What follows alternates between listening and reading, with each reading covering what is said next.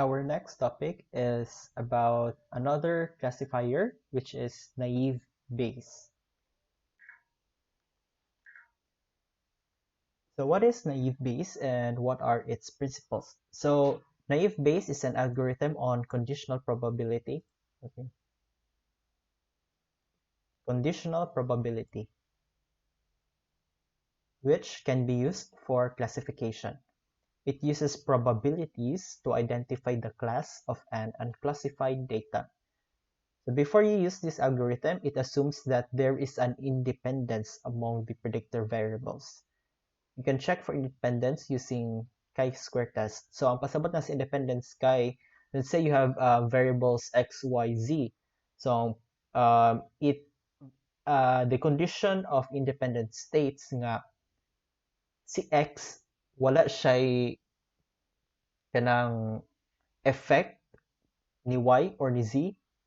Same goes with y, wala siya effect dapat ni x and z, and then si z wala effect ni x and y. Okay, so more independent bali sila. They're independent from each other. Like wala, they're not related at all. Nga na bali. Okay, next. So the equation below encapsulates Bayes' theorem. P, kaning capital P means probability. C represents the class, and then X represents the predictor. Okay, so what we want to calculate is the posterior probability or the probability of the class given the evidence or given the predictors. But to calculate that, we need first to know the likelihood, which is the probability of an evidence or of a predictor given a class multiplied by the class prior probability or the probability of a class from happening, and then divided by the predictor prior probability or the probability of uh, a predictor of an evidence from happening. Okay, so we can read this as the probability of a class occurring given a predictor has occurred is equal to the product of the probability of a predictor occurring given a class has occurred and the probability of a class divided by the probability of the predictor. Okay, so it's very wordy. We will try to dissect this in the later slides when we try to calculate the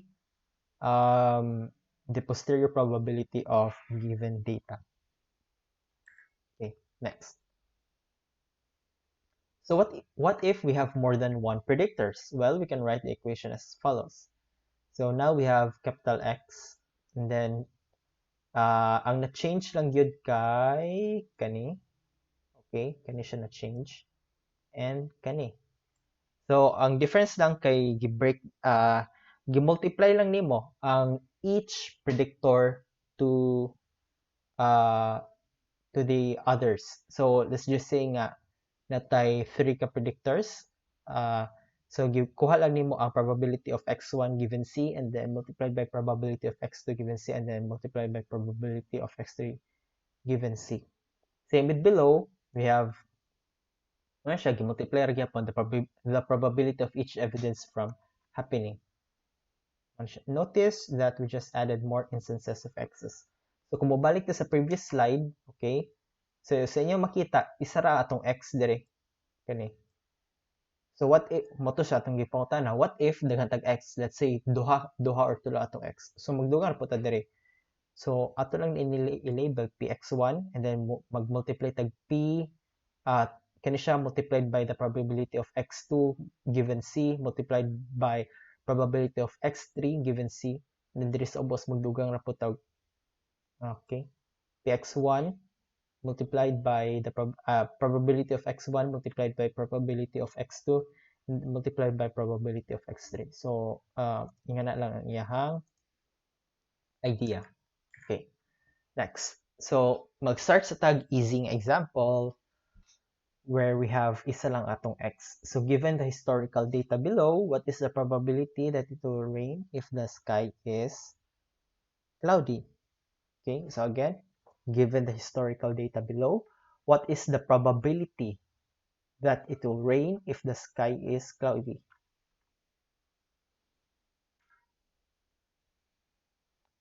So first, let's write the equation. Itong base nga, naive base nga equation. So we have probability of a class given the evidence is equal to probability of the evidence given the class multiplied by the probability of a class divided by the probability of the evidence. So i-replace itong variables with the labels that you are using. So remember nga ang atong class is rain is equal to true. Ang atong evidence kay ang sky kay cloudy. Ano siya? Okay. So more din to, dire dayon, gi-change na to gyapon ang atong labels. So we have now the probability that the sky is cloudy given that rain is true, multiplied by the probability of rain divided by probability that the sky is cloudy. Okay, next. Okay. Okay. So ato lang sa balik to sa previous na slide. So ang ato sang i-calculate kay kani siya. Kani. Ato ning i-calculate sa next na slide. Okay? So ato sang i-calculate how many instances of the data where sky is cloudy given that rain is true. So ato sang i-highlight ang mga rain is true. Okay? So ang atong rain is true kay kani 1, 2, 3, 4, 5, 6. Then out of that 6 nga rows, pila ka buok ang sky is cloudy. So we have 4, di ba? We have 4 ka sky is cloudy. Therefore, ang probability nga ang sky is cloudy given that it has rain is 4 over 6. So mo ni siya atong gi-write diri. Okay? Next line na nga goal is we will calculate kani probability that the rain is true or nag-ulan. So, simple lang. Ato lang i-calculate pila ka instances sa data kay rain is true.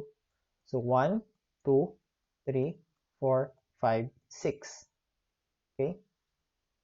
And then, how many rows of data do we have in total? Like, pila man itanan? Pila man ni kabuktanan? Pila ni ka rows? So, it's basically 10. So, ang probability nga nag-ulan is 6 over 10. So, siya itong i-replace dire. Lastly, ang atong i-calculate kay kani probability that sky is cloudy. So easy ra gyapon. How many instances of the data where sky is cloudy? We have 1, 2, 3, 4, 5, 6. Okay, and then how many rows of data do we have in total? It is 10. Therefore, the probability the sky is cloudy given that it has rained is 6 over 10 gyapon. 6 over 10. And then we do some math atong i-calculate. We have ang probability nga the probability that it will rain, okay, the probability that it will rain given that the sky is cloudy is 0.6666666 infinity. Yan na lang. Mubalik sa previous na slides, okay? Let's revisit the previous slide na ako'y gamay ipakita sa inyo, ha? Okay? In this slide, ang atong gi-calculate ani again is ang probability that it is cloudy given nga nag-ulan. So notice nga wala nato gi-appeal og count kani nga cloudy. Kani wala ni gi-appeal. Wala po ni gi-appeal. It's because it is under the rain is equal to false nga row. Okay? Again, ang ato biyang gi-calculate kay probability that it is probability that sky is cloudy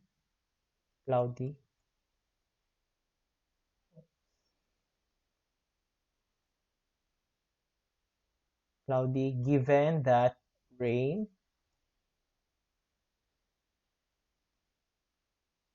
is true.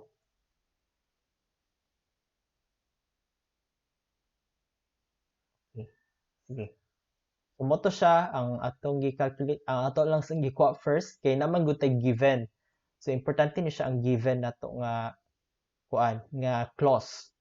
So probability that the sky is cloudy given that the rain or it's rain or rain is true.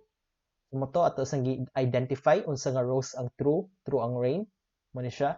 Then out of those rows atong gitan-aw kung asa dito ang cloudy. 1 2 3 4. So mo na siya nga naka-come up ta sa 4/6. Again wala na to gi-appeal ang kaning nga cloudy, wala na to gi-appeal, wala po ni na to gi-appeal because under sila sa rain is equal to false. Mga na siya. Next, example number 2.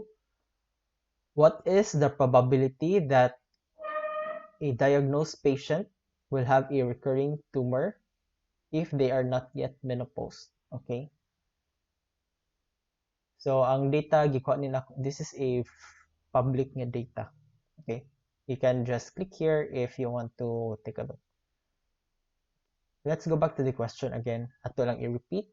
So, we want to know the probability that a patient will have a recurring tumor if they are not yet menopaused. So, ang atong identifier sa not yet menopause is kaning pre. So, meaning pre-menopausal. Okay? Then, ang recurring kay true.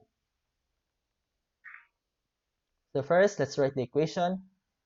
P, or the probability of C given X is equal to probability of X given C multiplied by probability of C divided by probability of X. So if we replace this with the labels that we want, so we have the probability that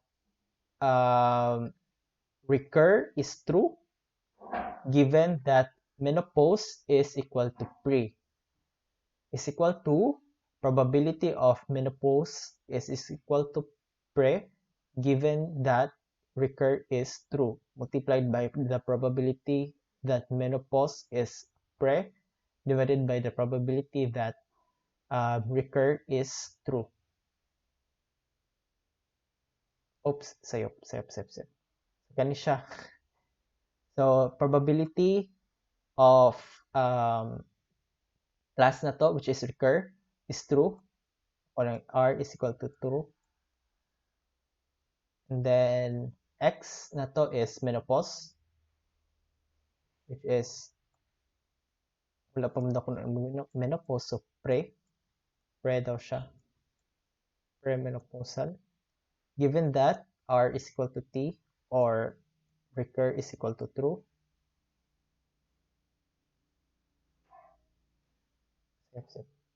M din ni. M, menopause is equal to pre. Yung mo muna itong evidence, and then R is equal to true. Recur is equal to true. Then dire, R is equal to 2. True. And then below, we have our evidence. Menopause is equal to pre. 3. Kapoy na sulat sa full na word. Okay. So next, muna siya itong makita dire. So, let's calculate first kani. Let's try to calculate this first. Probability of menopausal, probability of premenopausal given nga nag-recur ang tumor. So first, we identify unsa nga rows ang recur is equal to true. Okay? So we have here, akong gi-highlight, naka-blue. 1, 2, 3, 4, 5, 6, 7, 8, 9, 10. 1, 2, 3, 4, 5, 6, 7, 8, 9, 10, 11. Okay, so we have 11 ka blue. Okay? Out of those 11 ka blue, pila ka buka rows ang menopausal kay pre. So we have here 1, 2, 3, 4, 5, 6, 7, 8. So we have 8. So again, take notice. Okay, notice, wala ni nato gi-appeal. Kay kanyo siya GE40 man eh. True lagi ang recur, but ang menopausal kay greater than or equal to 40. Kanipod, yeah, same. Nag-recur daw kuno pero ang menopausal kay greater than or equal to 40. Same with here. Okay.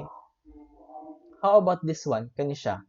Nga nang wala man nito gi-appeal. So wala na nato gi-appeal kay ang iyang recur kay false. Okay? wala ni nato gi-appeal maski pre ni siya because ang recur kay false.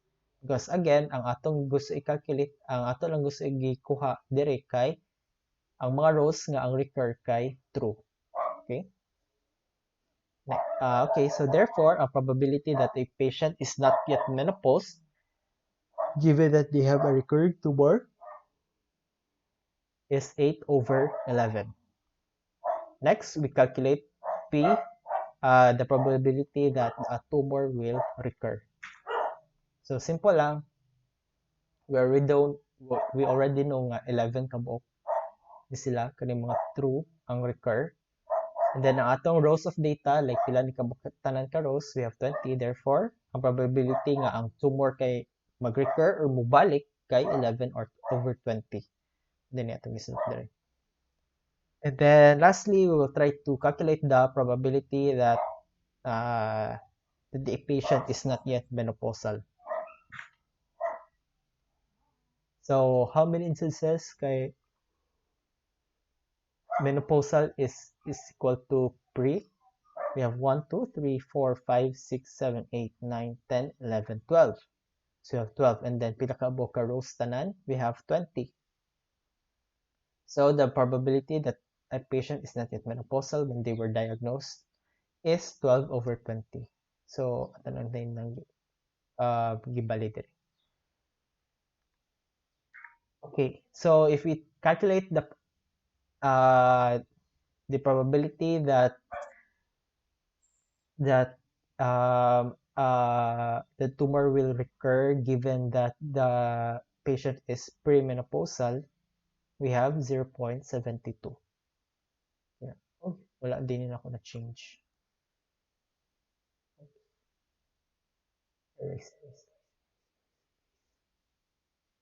I will update this in the slides later.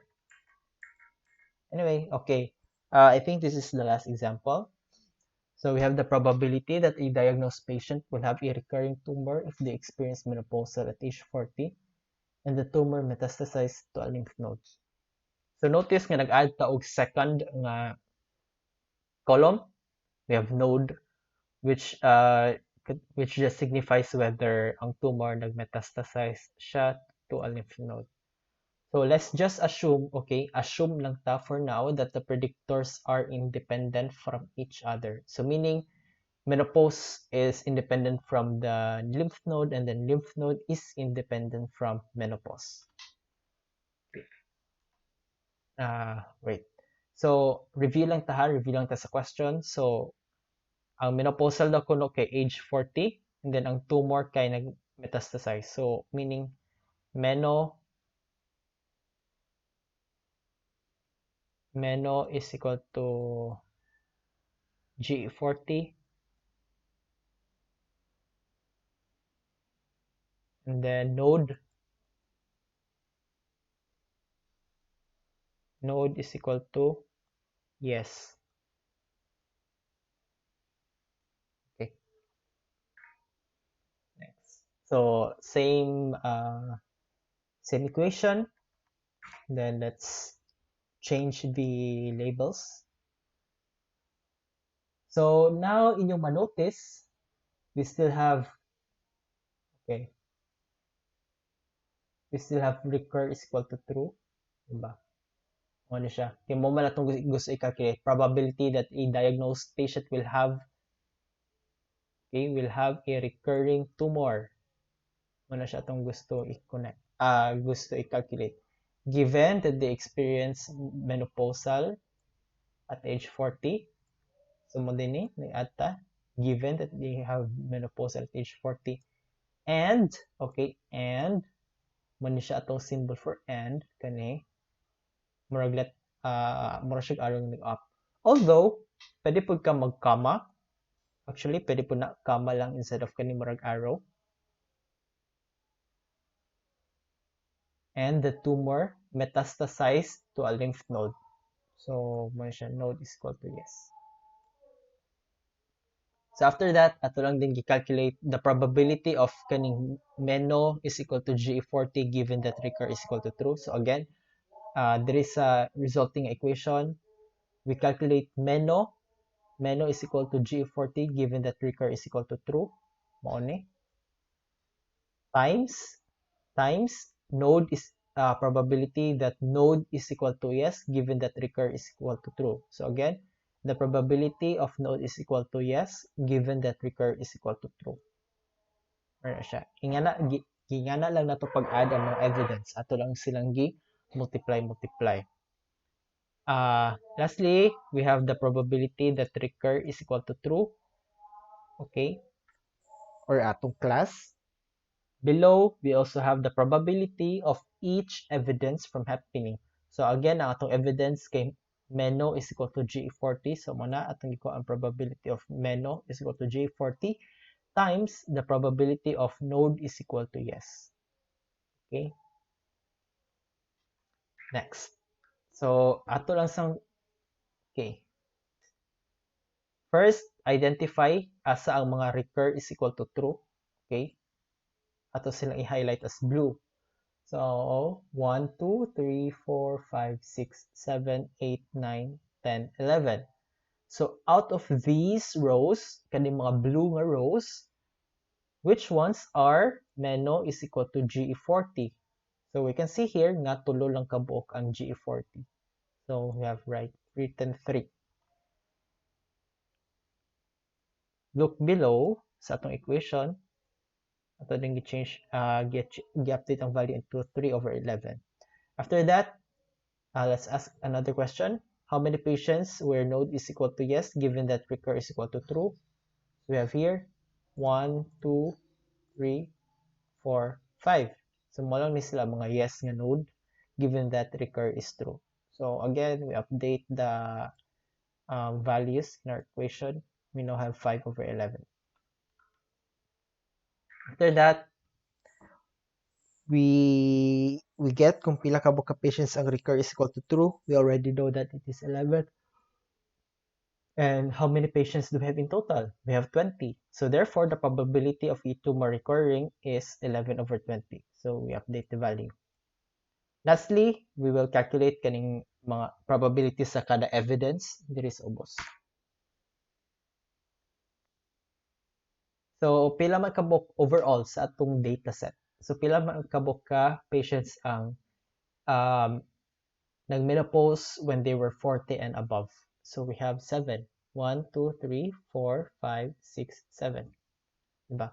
And then, how many patients kay ang nag-metastasize to a lymph node ang ilang tumor. So we can see here natin 8, 1, 2, 3, 4, 5, 6, 7, 8. Okay?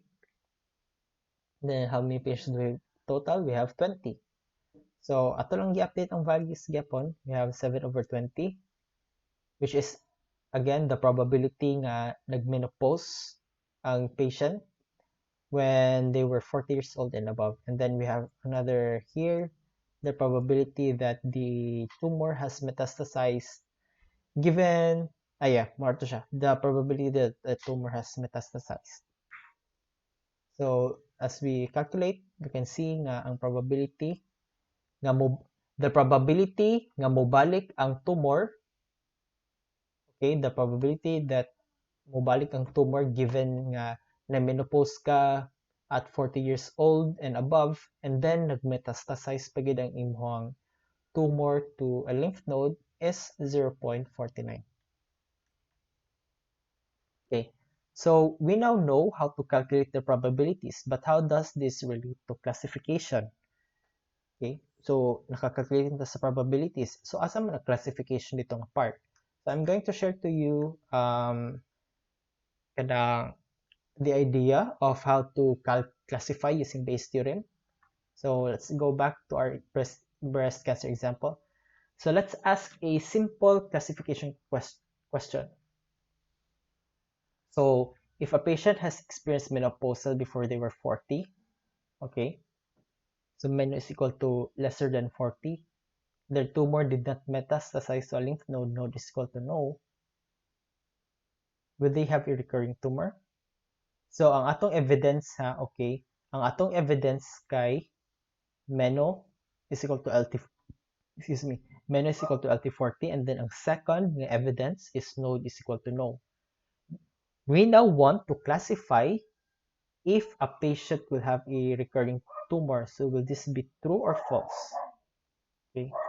So ang class na to, okay, ang class na to kay either true or false, which signifies whether the kanang patient will have a recurring tumor. So to answer this, you have to calculate the probability of having a recurring tumor and not having a recurring tumor given the evidences above. So whichever class, okay, whichever class has the highest probability will become the predicted class of the patient.